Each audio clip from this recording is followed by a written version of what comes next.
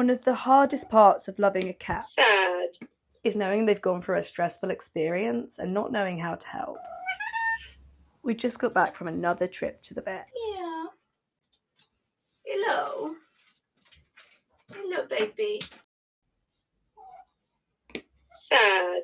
Harvey's been really poorly with a urine infection. Baby, I'm sorry, sad. Harvey went doctor. Harvey feel better. The litter box camera recorded that it'd gone 60 times in one day. Sorry. Sad. So I was terrified it was a blockage. Cuddle. Yes. No. Yes. Okay.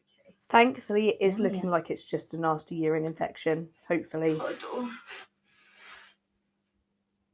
Cuddle. Kiss. He's on medication now, and while his body's starting to recover, I think he's had enough.